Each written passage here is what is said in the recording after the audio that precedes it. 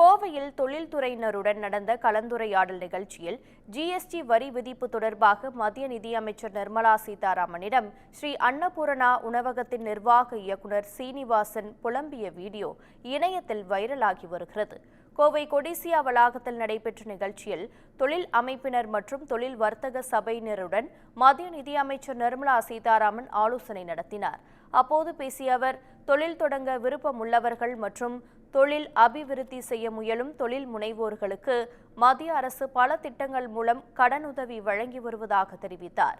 அதனைத் தொடர்ந்து நடத்தப்பட்ட கலந்துரையாடலில் பேசிய கோவை அன்னபூரணா உணவக குழும தலைவர் சீனிவாசன், உணவகங்களில் உணவுப் பொருட்கள், இனிப்பு மற்றும் காரம் ஆகியவற்றுக்கு வெவ்வேறு மாதிரியான ஜிஎஸ்டி வரி விதிப்பதை சுட்டிக்காட்டும் விதத்தில் பேசியது இணையத்தில் வைரலாகி வருகிறது.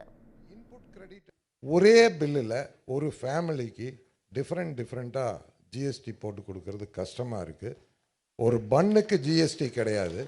பன்னுக்குள்ளே ஒரு க்ரீம் வச்சுட்டா அதுக்கு 18% ஆயிடுது. கஸ்டமர் என்ன சொல்கிறாரு, நீ க்ரீமையும் ஜாமையும் கொண்டா நானே வச்சுக்கிறேங்க. கடை நடத்த முடியல மேடம். அதனால் ஒன்றா எல்லாத்துக்கும் ஒரே மாதிரி ஜாஸ்தி பண்ணிடுங்க. இல்லைண்ணா இன்னொன்று, இதே அம்மா உங்கள் எம்எல்ஏ அம்மா தான் இதெல்லாம் பண்ணுறதுங்க.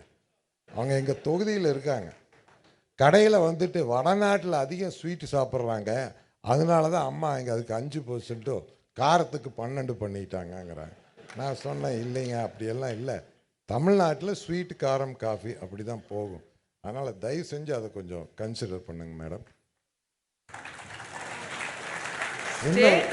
டாக்ஸ் போடுறது இல்லைங்க. இல்லைங்க மேடம், இந்தியாவுக்கு பூரா சேர்த்து நீங்கள் ஏற்றி விட்டாலும் சந்தோஷம். ஒரே மாதிரியே பண்ணுங்க, தனித்தனியாக வைக்காதீங்க. ஏன்னா வீடு ஒரு ஃபேமிலி கம்ப்யூட்டரை திணறுது மேடம் பில் போடுறது.